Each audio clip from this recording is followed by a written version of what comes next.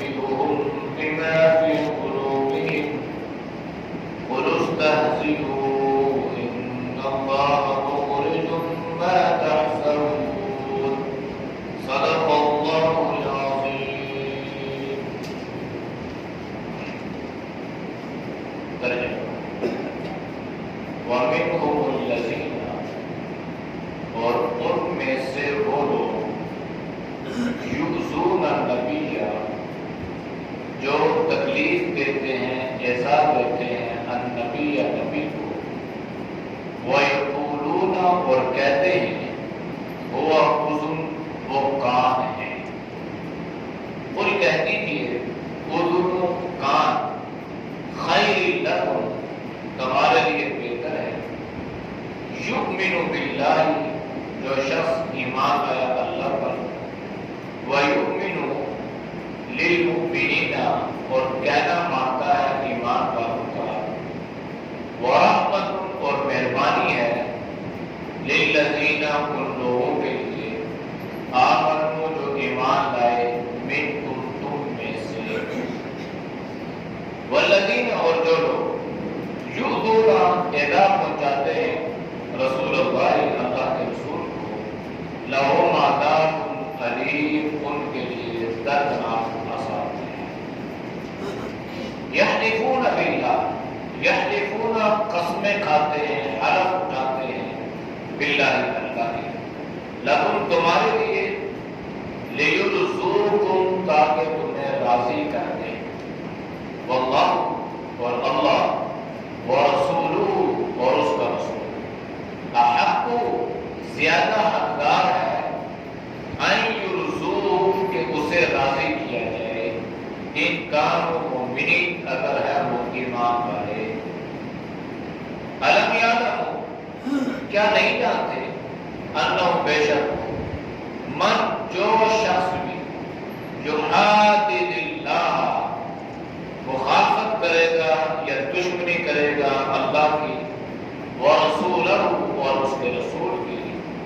فأن لہ، بس بے شک اس کے لیے، نار جہنم، آگ ہے جہنم کی، خالداً، ہمیشہ رہیں گے، فیہا، اس جہنم میں، ذالک، یہ، الخزي العظیم، رسوائی ہے بڑی. یحذر المنافقون، ڈرتے ہیں منافق، ان کے تنزل، اتاری جائے، علیہم، ان پر، سورۃ، کوئی سورت، تنبئہم، ان کو آگاہ کر دیا جائے، بما، اس چیز سے، فی قلوبہم، جو ان کے دلوں میں ہے. قل کہہ دیجیے استہزئوا، تم مذاق کرتے رہو، ان اللہ، بے شک اللہ، مخرج، نکالنے والا ہے، ما، وہ چیز، تحذرون، جس کے بارے میں تمہیں ڈر ہے. آیات کا ماقبل آیات کے ساتھ ربط اور تعلق یہ ہے کہ ماقبل آیات میں اللہ نے منافقین کے حالات، ان کی سازشیں، ان کے تانے اور ان کے الزامات کا ذکر فرما کے ان کو جواب دیا گیا، اور پھر جملہ دو طریقہ کے طور پہ اللہ نے سبقات کا بھی ذکر فرما دیا. آج کے آیات میں بھی اللہ نے منافقین کی ایک اور بات یا ایک اور گانا یا ایک اور غلط حرکت کا ذکر فرمایا ہے. وہ یہ ہے کہ اللہ نے اس کا ذکر یوں فرمایا، وَمِنْهُمُ الَّذِينَ، اور ان منافقین میں سے وہ لوگ بھی ہیں، یؤذون النبی، جو نبی کو تکلیف پہنچاتے ہیں، نبی کو ایذا پہنچاتے ہیں. منافق اور کافر میں فرق یہ تھا کہ کافر اسٹیٹ سامنے آ کے مقابلہ کرتا، اور جو منافق ہوتا تھا وہ سامنے تو نہیں آتا تھا، وہ اس طرح اندرونی طور پر اپنا بن کے جو آپ صلی اللہ علیہ وسلم کو تکلیف یا دکھ پہنچاتا تھا، اس سے آپ صلی اللہ علیہ وسلم کو زیادہ تکلیف پہنچتی تھی. جیسے آج کل اگر کوئی پرایا آدمی، اجنبی آدمی، اس سے اگر کوئی لڑائی ہو جائے، جھگڑا ہو جائے، کوئی بیماری ہو جائے، تو انسان کو اس بات کا اتنا دکھ اور غم نہیں ہوتا جتنا انسان کو اپنے کا ہوتا ہے کہ اپنا آدمی ہو کے اس نے ایسا کیا. تو آج معاشرے میں بھی اسی طرح ہے. تو اس دور میں بھی کافر کو چھیل کر سامنے مقابلہ ہو رہا ہے، بدر کی صورت میں، عہد کی صورت میں، تبوک کی صورت میں، حنین کی صورت میں، احزاب کی صورت میں. لیکن یہ جو منافقین تھے جو ظاہری طور پر اپنے آپ کو مسلمان کہتے اور اندر سے مسلمانوں کے خلاف تھے، آستین کے ساتھ ثابت ہوئے اور کوئی موقع انہوں نے جانے نہیں دیا کہ جناب نبی کریم صلی اللہ علیہ وسلم کو تکلیف نہ پہنچے. اب یہ کیا کرتے ہیں؟ کہتے تھے وَيَقُولُونَ هُوَ أُذُنٌ، یہ منافق کہتے کہ آپ تو کان ہیں، کان. یہ جو منافقین آپ صلی اللہ علیہ وسلم کی خدمت میں آئے تھے نا، جس کا گزشتہ آیات میں ذکر ہو چکا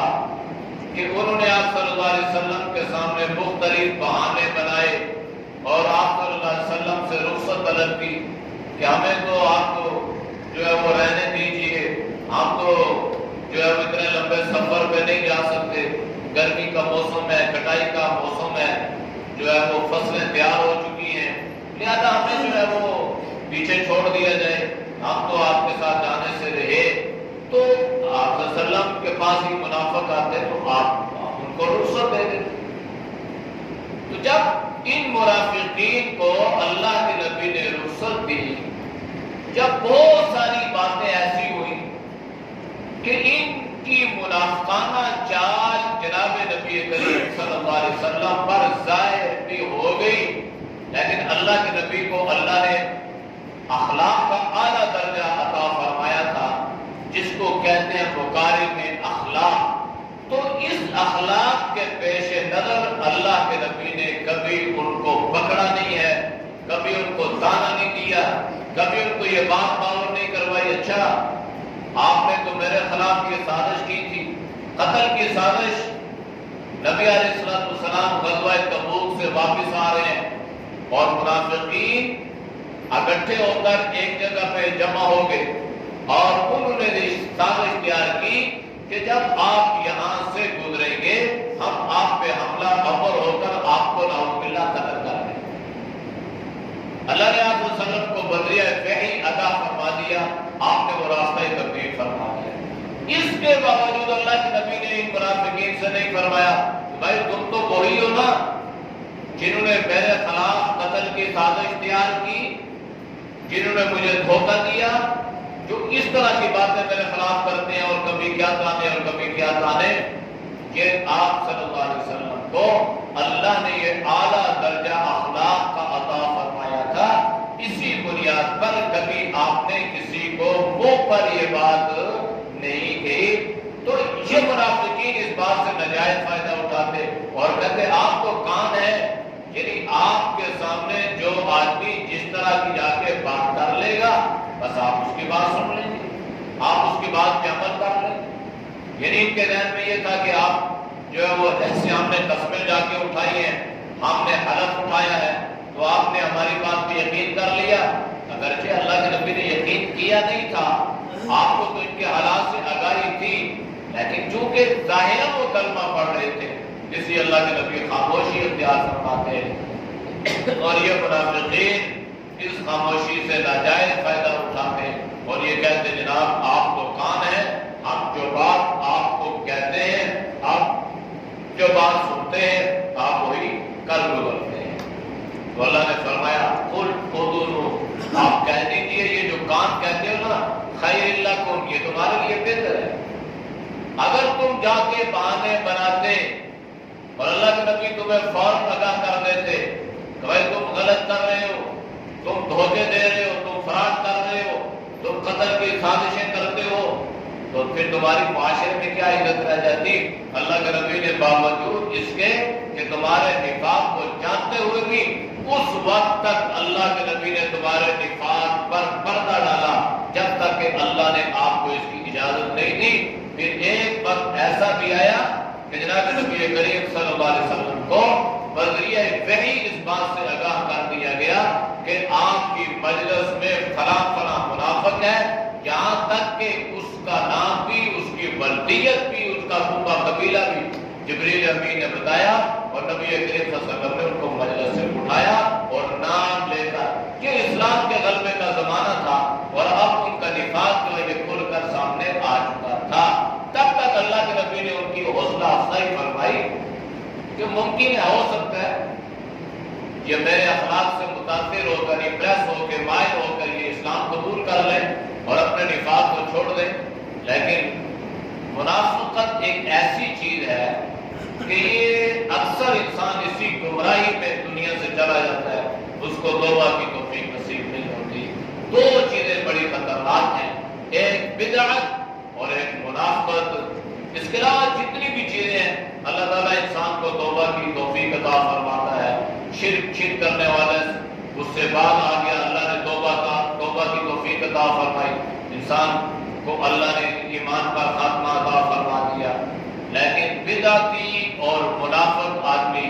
اکثر دنیا میں توبہ سے محروم ہی رخصت ہوتے ہیں۔ بدعتی تو اس لیے کہ وہ تو یہ تو سمجھتا ہی نہیں ہے نا کہ میں کوئی غلط کام کر رہا ہوں، وہ تو بدعت کر رہا ہے، اس کو تو دین کا حصہ سمجھ کے کر رہا ہے، اس کو تو اچھا سمجھ کے کر رہا ہے، لہذا اسے توبہ کی توفیق بھی نصیب نہیں ہوگی۔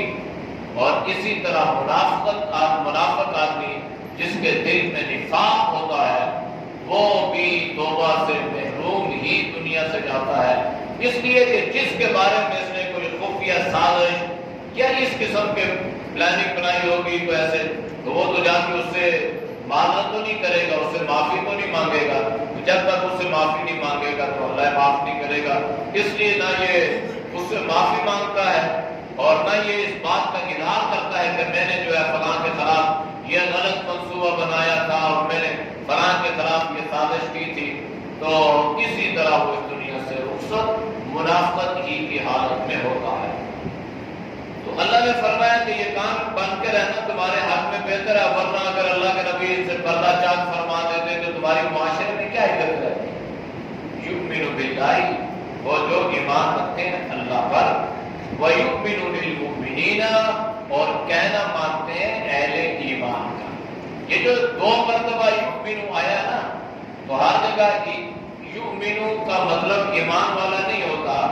یہ آمن یؤمن سے بھی بنتا ہے اور آمن یؤمن سے بھی عربی گرامر میں بنتا ہے، تو اس میں اس اعتبار سے فرق بھی ہے، کہیں اس کا معنی ایمان ہے اور کہیں اس کا معنی اطاعت ہے۔ تو اطاعت کو بھی ایمان یا ایمان کو بھی اطاعت، اس لیے یہ دونوں لازم مرغوب ہو گئے۔ تو فرمایا کہ جو ایمان والوں کی اتباع کرتے ہیں، یعنی صحابہ کی جو لوگ اتباع کرتے ہیں، ان کے نقش قدم پہ چلتے ہیں، وَرَحْمَةٌ لِّلْمُؤْمِنِينَ وَرَحْمَةٌ لِّلَّذِينَ، اور مہربانی ہے، رحمت ہے، فضل ہے ان لوگوں کے لیے، آمنوا منکم، تم میں سے جو ایمان ہے، یعنی جو ایمان والے ہیں، مخلصین، منافقین نہیں ہے، سچے ایمان والے ہیں، ان پہ تو اللہ کی بڑی مہربانی ہے، بڑا فضل ہے۔ اور حقیقت بات یہ ہے کہ اللہ کا فضل ہوگا تو انسان نفاق سے اپنے آپ کو بچائے گا، ورنہ اگر اللہ کا فضل نہیں ہے تو نفاق سے بچنا آسان نہیں ہے، مشکل ہے۔ ایک اللہ کے نبی نے 3 علامات بیان فرمائی ہیں منافقین کی، جو آپ اکثر سنتے رہتے ہیں کہ آیت المنافق 3، جب اس کے پاس کوئی امانت رکھی جائے تو امانت میں خیانت کرے، جب وعدہ کرے تو وعدہ خلافی کرے، جب بات کرے تو جھوٹ بولے۔ یہ تو 3 علامات عام طور پر منافقین کی۔ ایک اور علامت اللہ کے نبی نے بیان فرمائی ہے، بھائی بڑی نازک ہے۔ اگر ہر مسلمان یہ چاہتا ہے کہ نفاق سے اللہ اس کو بری فرمائے تو تب بری ہوگا جب وہ شہادت کی موت کی تمنا کرے گا۔ اللہ کے نبی نے فرمایا کہ جو مسلمان شہادت کی موت کی تمنا نہیں کرتا وہ نفاق سے بری نہیں ہو سکتا، اس کے دل میں منافقت رہتی ہے، اس کے دل میں کھوٹ رہتا ہے۔ تو بحیثیت مسلمان ہر آدمی کو یہ حسرت بھی رہنی چاہیے اور یہ تمنا بھی کرنی چاہیے کہ کہ اگر اللہ مجھے شہادت کا موقع عطا فرمائے تو میں اس دین کی سربلندی کے لیے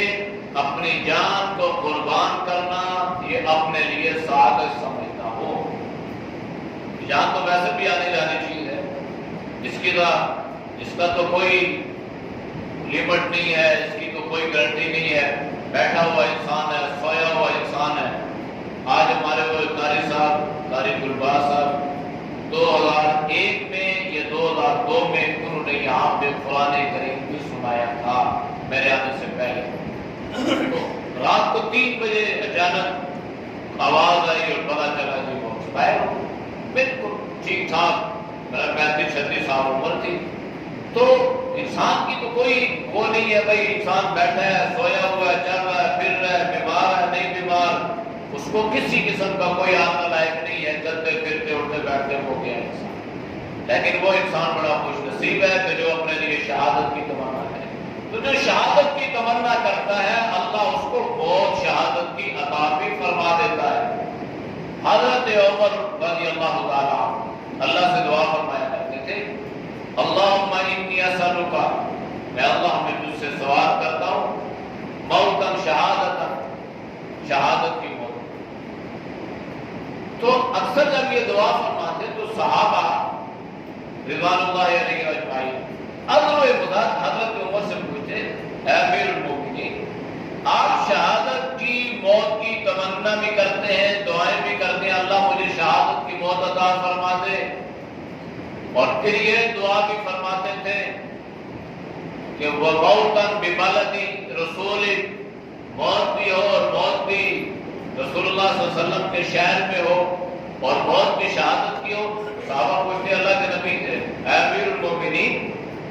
آپ شہادت کی تمنا بھی کر رہے ہیں اور پھر یہ بھی دعا کرتے ہیں کہ موت مدینہ طیبہ میں آئے، تو یہاں تو حالات بڑے امن سے ہیں، یہاں تو پر امن حالات ہیں، اور آپ کو تو ہم آج جنگ پہ جانے بھی نہیں دے رہے، اس لیے کہ نظام حکومت کی دوڑ بات جس بہترین انداز سے آپ چلا رہے ہیں اور اسلام کے عالم جو ہے یہ بلند ہوتے جا رہے ہیں اور جو ہے بس روئے زمین جو ہے یہ فتح ہوتے جا رہی ہے، تو پھر یہ شہادت آپ کو یہاں پہ کیسے ملے گی؟ پھر اللہ نے بتلا دیا، جو اللہ سے حقیقت میں شہادت کی موت کی تمنا کرے گا اللہ اسے شہادت کی موت ایسے عطا فرمائے گا جس طرح اللہ نے حضرت عمر بن خطاب کو شہادت کی موت بھی عطا فرمائی، مدینہ الرسول میں عطا فرمائی، فجر کی نماز مصلی رسول پر عطا فرمائی، اور پھر قرآن پڑھتے ہوئے عطا فرمائی۔ یعنی ایک وقت میں اللہ نے کتنی خوبیاں جمع فرما دی۔ قرآن پڑھ رہا ہو موت آ جائے، نماز پڑھ رہا ہو موت آ جائے، مصلی رسول پہ ہو موت آ جائے، اور بالخصوص مسجد نبوی ہو موت آ جائے، یہ کتنی بڑی عظمت و سعادت کی بات ہے۔ تو یہ سعادت بزور بادو نیز، یہ سعادت کسی کو دور سے یا قوت سے یا طاقت سے نہیں ملتی۔ تو اس لیے بات شہادت کی موت انسان اس کی تمنا کرے تو اللہ نفاق سے اس کو بری فرمائیں گے۔ والذین یؤذون رسول اللہ، اور جو لوگ اللہ کے رسول کو تکلیف پہنچاتے ہیں، لہم عذاب علیم، ان کے لیے دردناک عذاب ہے۔ اچھا، آپ صلی اللہ علیہ وسلم جب موجود تھے نا، تو جس طرح یہ منافقین آپ کو تانے دے رہے تھے یا جہاں سے آپ گزرتے تھے تو اوباش لوفر لڑکے یہ آپ صلی اللہ علیہ وسلم کے پیچھے چھوڑ دیے جاتے اور کوئی مذاق کرتا، کوئی کیا کہتا، کوئی کیا کہتا۔ یہ تو آپ صلی اللہ علیہ وسلم کی دنیا میں تکلیف کا ایک محل۔ اب آپ دنیا سے تشریف لے گئے، قرآن تو رہتی دنیا تک ہے، قیامت تک ہے، اب اس سے ہم بری نہیں ہیں، ہم بھی رسول اللہ صلی اللہ علیہ وسلم کو ایذا پہنچا سکتے ہیں یا پہنچانے والوں میں سے ہیں، نعوذ باللہ۔ وہ کس طرح؟ وہ اس طرح کہ اگر آج بھی کوئی آدمی نبی کریم صلی اللہ علیہ وسلم کی شان میں گستاخی کر رہا ہے، وہ بے ادبی کر رہا ہے، تو وہ رسول اللہ کو ایذا پہنچا رہا ہے، وہ رسول اللہ کو تکلیف پہنچا رہا ہے۔ بلکہ اگر میں اس سے آگے بڑھ کے بات کروں کہ رسول اللہ کو اعلان پہنچانا یہ ہے کہ جو آدمی رسول اللہ کی سنتوں کو پامال کر دے، رسول اللہ صلی اللہ علیہ وسلم کی سنتوں کو نظر انداز کر دے، غمی ہے تب بھی، خوشی ہے تب بھی، اپنی وضع قضا ہو تب بھی، اپنے دنیاوی معاملات کی کوئی بھی ہو تو دین کو الگ کر دیا، تو یہ رسول اللہ صلی اللہ علیہ وسلم کو تکلیف پہنچانے کے مترادف ہے۔ کتابوں میں لکھا ہے کہ مرزا فتیل شاعر تھا، ایران کا رہنے والا، تو اس زمانے میں یہ ایرانی اور خراسانی اور افغانی جو شعراء تھے یہ بڑے مشہور تھے، تو ان کا ایک افغانستان کا، خراسان کا اور ایک افغانستان کا ایران کا، ان کا آپس میں شعروں سے جو ہے اس طرح خط و کتابت کے ذریعے سے بات چیت چلی، تو کہتے ہیں کہ ایک مرتبہ یہ ایران کا جو شاعر تھا یہ ملنے کے لیے گیا خراسان کے شاعر سے، تو جب وہاں تھے دونوں مسلمان اور فارسی کے فی البدی اشعار کہا کرتے تھے، تو کہتے ہیں کہ وہاں پہ گیا تو لوگوں سے پتہ کروایا کہ فلاں شاعر جو ہے وہ کہاں پہ ہے، لوگوں نے بتایا کہ کوئی فلاں محلے میں پہنچے، گھر کا پوچھا، گھر میں گئے تو فرمایا کہ یہ ساتھ آگے ایک حمام ہے وہاں پہ گئے، تو جب وہاں پہ گئے تو اس سے پوچھا کہ بھائی فلاں شاعر، کہتے جی وہ داڑھی پڑوا رہے ہیں، یہ بڑے حیران ہوئے کہ یہ تو ماشاءاللہ بارش آدمی تھا، تو یہ وہاں پہ گئے تو اس سے پوچھا اچھا آپ یہ سنت رسول کٹوا رہے ہیں، تو اس نے عجیب جواب دیا، شاعر میں فارسی کا شعر ہے، اس نے کہا کہ میں اپنی داڑھی پہ اس طرح چلا رہا ہوں، کسی کے دل پہ اس طرح نہیں چلا رہا، مطلب اپنی داڑھی ہے، اپنی داڑھی پہ کینچی چلا رہا ہوں، کسی کے دل پہ یا سینے پہ نہیں چلا رہا۔ تو اس نے پھر بدی اشعار میں جواب دیا اور کہنے لگا کہ بھائی تم یہ جو کہہ رہے ہو نا کہ تم کسی کے چہرے، کسی کے سینے پہ چھری نہیں چلا رہے ہو، کینچی نہیں چلا رہے ہو، اس طرح نہیں چلا رہے ہو، تو کیا تم اپنے اس عمل سے رسول اللہ صلی اللہ علیہ وسلم کے سینے کو زخمی نہیں کر رہے؟ کیا رسول اللہ کی سنت کو پامال نہیں کر رہے؟ کیا رسول اللہ کے دل کو زخمی نہیں کر رہے؟ اس کو فوراً بات سمجھ میں آ گئی، کہنے لگا بات ٹھیک ہے، تو اس نے پھر بدی جواب دیا، کہنے لگا جزاکم اللہ چشم باز کر دی کہ مرابے جان جانا ہم راز کر دی، کہ اللہ تجھے جزائے خیر عطا فرمائے، آج تو نے میرے دل کی جو سیاہی تھی نا اس کو تو نے ہٹا دیا اور مجھے تو نے حقیقت حال سے آگاہ کر دیا کہ واقعی میں اپنے عمل سے رسول اللہ صلی اللہ علیہ وسلم کو تکلیف پہنچا رہا ہوں، اس لیے یؤذون رسول اللہ کہ ہم رسول اللہ کو ایذا نہ پہنچائیں، اگر پہنچائیں گے تو لہم عذاب الیم، اور اس کے لیے دردناک عذاب ہوگا۔ یحلفون باللہ، یہ منافقین آپ کے پاس آتے ہیں اور بڑی زبردست قسم کی قسم اٹھاتے ہیں، جیسے آج کل لوگ کہتے ہیں تجھے تیری ماں کی قسم، تجھے تیرے باپ کی قسم، تجھے تیری اولاد کی قسم۔ بھائی مسئلہ یہ ہے کہ غیر اللہ کی قسم اٹھانا جائز نہیں ہے، حرام ہے۔ اگر کوئی یہ کہ تجھے تیری ماں کی قسم، تو یہ حرام ہے، اس نے گناہ کیا۔ تجھے تیری بیوی کی قسم، تجھے تیرے مال کی قسم، تجھے تیری، یہ حرام ہے ساری چیز۔ غیر اللہ کی قسم اٹھانا یہ حرام ہے، اور اللہ کی قسم اٹھانا جائز ہے لیکن ضرورت کے تحت، بلا ضرورت نہیں۔ کہیں اٹھانے کی نوبت آ جائے، البینۃ علی المدعی والیمین علی ما انکر، اگر کسی نے کسی بات کا دعویٰ کر دیا، یہ گواہ پیش کرے، گواہ نہیں ہے، والیمین تو مدعا علیہ کیا کرے گا، وہ قسم اٹھا کر اسے اس بات کی یقین دانی کروائے گا کہ میں نے یہ کام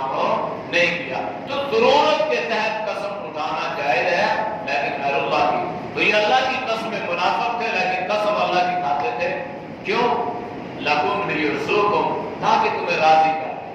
رسول اللہ صلی اللہ علیہ وسلم قسموں کے ذریعے، اللہ کی قسم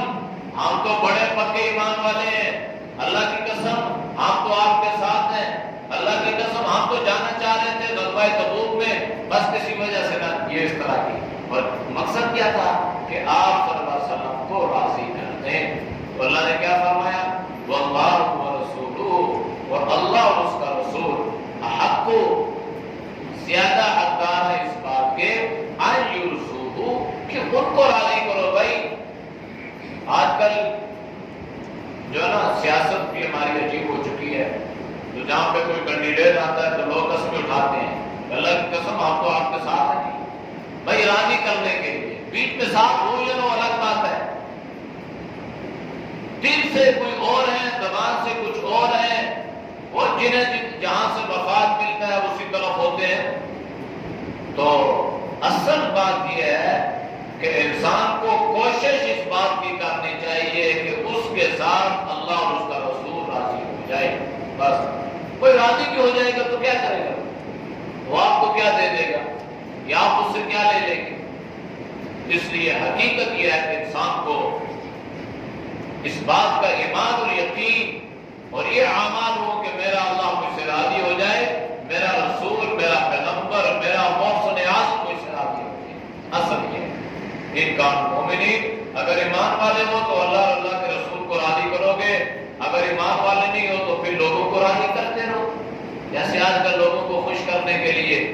یہ عمل بھی ہو رہا ہے، یہ بھی ہو رہا ہے، خلاف شرع رسومات ہو رہی ہیں، بس یہ کیا کریں، مجبوری ہے، معاشرے میں منہ دکھانا پڑتا ہے۔ لوگ کیا کہیں گے باپ مر گیا اس نے دعا ہی نہیں کی، کہ لوگ کہیں گے مر گیا مردود، نہ فاتح نہ درود۔ یہ عجیب عجیب الفاظ اب لوگوں کو راضی کرتے ہیں۔ اللہ نے کیا فرمایا؟ اگر تم ایمان والے ہو اللہ اور اللہ کے رسول کو راضی کرو، اللہ اور اللہ کا رسول راضی ہو، ساری دنیا ناراض ہو جائے تو پرواہ نہیں ہے، اور اگر اللہ اور اللہ کا رسول ناراض ہے، ساری دنیا خوش ہو جائے، تب بھی ہماری آخرت نہیں بنے گی۔ اس لیے ایمان والوں کو چاہیے کہ اللہ اور اللہ کے رسول کو راضی کرے۔ یہ چاول کی ایک پلیٹ پہ انسان کتنا کھائے گا؟ اگر انسان غور و فکر کرے تو وہ گھر میں نہیں کھاتا روزانہ گھر میں اللہ اسے دے رہا ہے نا، اللہ بہتر چیز دے رہا ہے، بہتر اس کی اللہ اسے عطا فرما رہا ہے، لیکن بس ہمارا ایمان اتنا ہے کہ وہ خوش کرنے کے لیے بھائی ٹھیک ہے جو آئے، دیکھا نہیں ہے، حلال ہے، حرام ہے، مکروہ ہے، ناجائز ہے، بدعت ہے، رسم ہے، کیا ہے، بس مال اندر ہونا چاہیے۔ تو ایک یہ ہمارا ایمان کا یہ لیول ہے کہ ایک چاولوں کی پلیٹ پر یا معمولی سے معمولی کھانے پر ہم اپنا ایمان پہ ہی ڈالتے ہیں، اور کہتے کہ یہ ہم سے خوش ہو جائیں۔ بھائی اس کی فکر نہیں کرنی، یہ پرواہ نہیں کرنی، کبھی فکر یہ کرنی ہے کہ میرا اللہ میرا رسول مجھ سے راضی ہو جائے، بس لوگ راضی نہیں ہوں گے۔ بھائی لطیفہ بڑا مشہور ہے، لطیفہ نہیں ہے، ہمارے استادوں میں سے ایک استاد گزرے ہیں مولانا اسلم شیخ غفوری رحمۃ اللہ علیہ، مفسر قرآن تھے، فیس بک پہ نیٹ پہ ان کا شہید ہو گئے تھے، آج سے 10-12 سال پرانی بات ہے۔ وہ تھے معذور، یہ دونوں یہ دھڑ یہاں سے آگے ان کی آگے اتنی سی تھی، اور لیکن اللہ نے دین کا کام اتنا لیا کہ مفسر قرآن بن گئے۔ تو ان کے کتاب ہے حسینہ، اس میں لکھا ہے کہ ایک چودھری صاحب نے لوگوں کی دعوت کی، اور اس بات سے کہ لوگ دیکھتے ہیں کہ بھائی یہ راضی ہوتے ہیں یا نہیں ہوتے، لوگ خوش ہوتے ہیں یا نہیں ہوتے، کہتے ہیں بڑی VIP دعوت کی، اور پھر داری جب کھانا کھا لیں گے تو ہر جانے والے آدمی کو 3 اشرفیاں بھی ملنی چاہیے۔ اب چودھری صاحب نے ایک بندوں کی ذمہ داری لگا دی، بھائی جو بندہ کھانا کھائے جائے اسے 3 اشرفیاں دے۔ اب چودھری صاحب کیا ہوئے، وہ خود جا کے کسی راستے میں چھپ کے بیٹھ گئے۔ اب یہ لوگ کھانا کھا کے جا رہے ہیں، اب ان کو 3 اشرفیاں بھی مل رہی۔ اس زمانے میں اشرفی کی بڑی اہمیت تھی۔ اب چودھری صاحب راستے میں چھپ گئے اور جانے والوں کے تبصرے سن رہے ہیں۔ جانے والے کہہ رہے ہیں یار بڑا کنجوس آدمی ہے کہ اس نے 3 اشرفیاں دی ہیں، اس نے 5 دے دیتا تو کیا فرق پڑتا ہے۔ تو چودھری صاحب نے کہا کہ بھائی یہ قوم ایسی ہے، یہ لوگوں سے راضی نہیں ہوتی، بھائی ان کو میں نے کھانا کھلایا، مفت میں کھانا کھلایا، بہترین قسم کی دعوت کی، پھر اوپر سے پیسے بھی خواہ میں دیے، پھر یہ اعتراض کر رہے ہیں کہ 3 کے بجائے 5، اگر 5 ملتی تو 5 دیے، 10 نہیں دی، اگر 10 ملتا تو یہ کہتے تو انسان کو راضی ہونے والا نہیں ہے۔ اس لیے ہمیشہ اللہ کا رسول کو راضی کرنا ہے۔ اگلی آیت کا ترجمہ انشاءاللہ تعالی کریں۔ اعوذ باللہ من الشیطان الرجیم، بسم اللہ الرحمن الرحیم، ومنهم الذین یؤذون النبی ویقولون هو أذن قل أذن خیر لکم یؤمن باللہ ویؤمن للمؤمنین ورحمة للذین آمنوا منکم والذین یؤذون رسول اللہ لهم عذاب أليم يحلفون بالله لكم ليرزوكم والله ورسوله أحق أن يرزوه إن كانوا مؤمنين۔ صدق الله۔ الحمد لله رب العالمين والعاقبۃ للمتقین والصلاۃ والسلام علی نبیہ الکریم۔ یا اللہ سب کے ساتھ میرا گناہ کو معاف فرما، اے اللہ گناہوں سے حفاظت فرما، اے اللہ نیک اعمال کی توفیق نصیب فرما، یا اللہ اعمال پر استقامت عطا فرما، یا اللہ شرک و بدعت سے، رسومات و خرافات سے اے اللہ ہم سب کی حفاظت فرما، پوری امت کی حفاظت فرما، یا اللہ ہم سب کو اپنی رضا نصیب فرما، اخلاص اور الہیت نصیب فرما، یا اللہ جو منافقتیں ہمارے دل میں ہیں اے اللہ ان منافقتوں سے اللہ ہماری حفاظت فرما، ہمارے دلوں کو اللہ نفاق سے بری فرما، اے اللہ شوق شہادت اور اللہ جذبہ جہاد عطا فرما، اور یا اللہ جتنے مجاہدین ہیں اللہ ان کی مدد و نصرت فرما، بالخصوص افغانستان کے مسلمانوں کی اللہ کو مدد و نصرت فرما، اے اللہ انہیں فتح اور کامیابی عطا فرما، یا اللہ اسلام کا بول بالا فرما، اے اللہ کفر کا مقابلہ فرما، اے اللہ جتنے دوست احباب بزرگ تیری ذات کے لیے درس قرآن سنتے ہیں اللہ ان کے سننے کو قبول فرما، جو سنتے ہیں اس پہ عمل کی توفیق نصیب فرما، یا اللہ اس سننے سنانے کو ہماری بخشش اور مغفرت کا ذریعہ بنا، ہماری ہدایت کا ذریعہ بنا، یا اللہ جو قاری صاحب کا انتقال ہوا اللہ قاری صاحب کے درجات کو بلند فرما، مقام علیہ نصیب فرما، ان کے چھوٹے چھوٹے بچے ہیں اللہ ان کو صبر جمیل عطا فرما، جتنے بھی مسلمان دنیا سے رخصت ہوئے ہیں یا اللہ تو سب کی مغفرت فرما، یا اللہ تو سب کے درجات کو بلند فرما، جو بیمار ہیں گھروں میں اسپتالوں میں مرد ہیں عورتیں ہیں اللہ اپنے فضل سے سب کو صحت کاملہ نصیب فرما، صلی اللہ تعالی